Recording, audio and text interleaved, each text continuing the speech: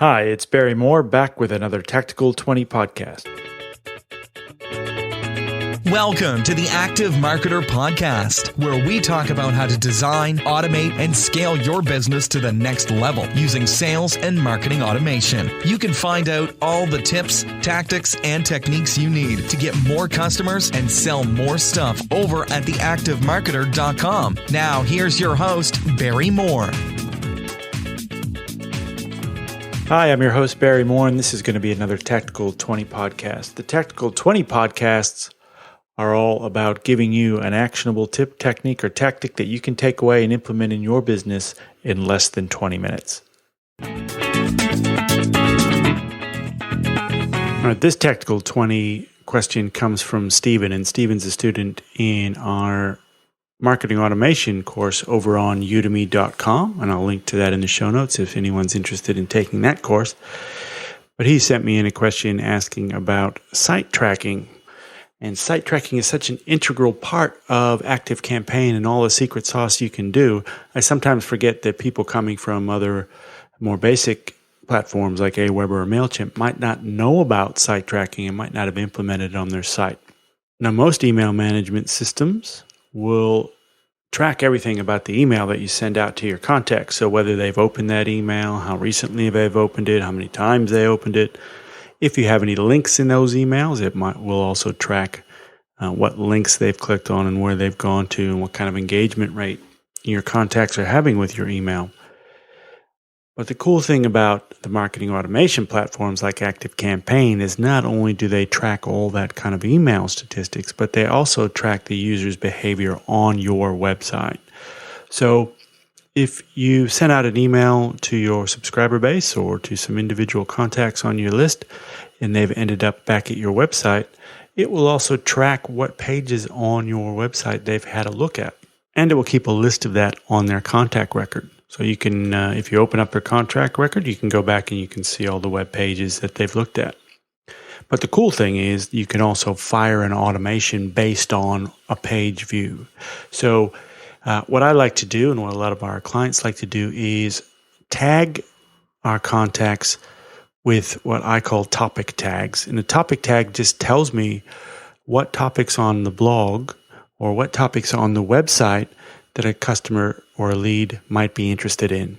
This works great for, say, an e-commerce store. If you sell a number of different things, if you say maybe you sell sporting goods, for example, and you have maybe yoga equipment or weights or aerobic equipment, if someone visits one of those pages, you can tag them with topic yoga.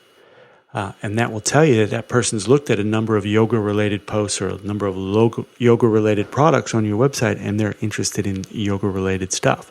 So next time we email them, we might give them an offer on some sort of a yoga-related product like a course or a yoga mat or some clothes or something along those lines.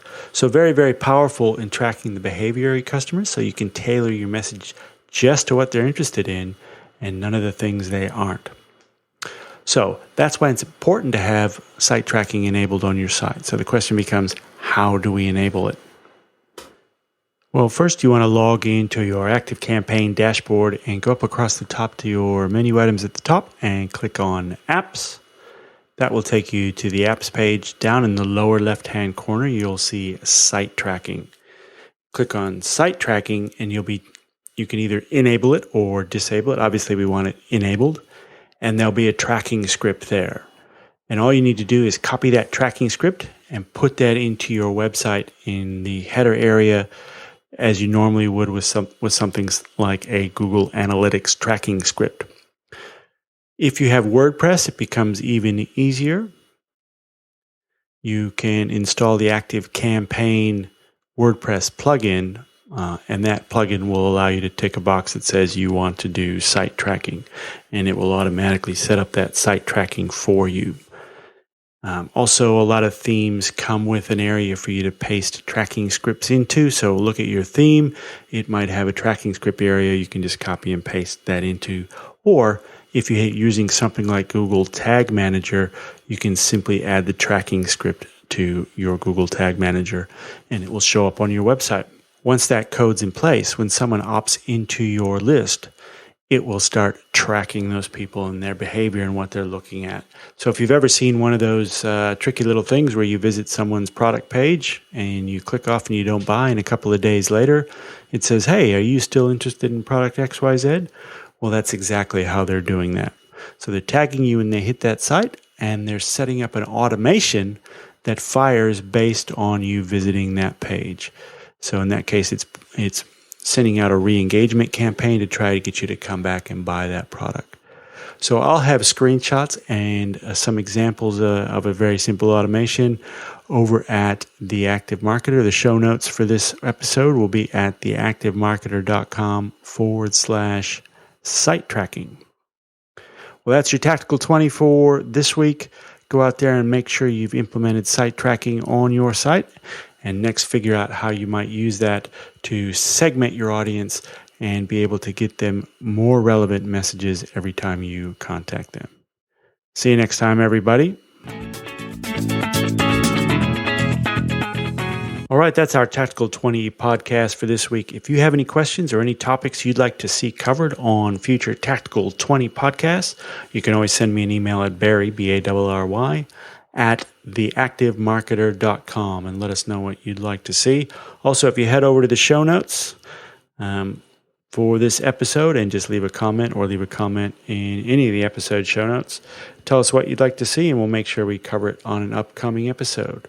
So get out there and design, automate, and scale your business to the next level using sales and marketing automation. See you next week, everybody. Thanks for listening to the Active Marketer Podcast. You can find the show notes and all the latest marketing automation news over at theactivemarketer.com.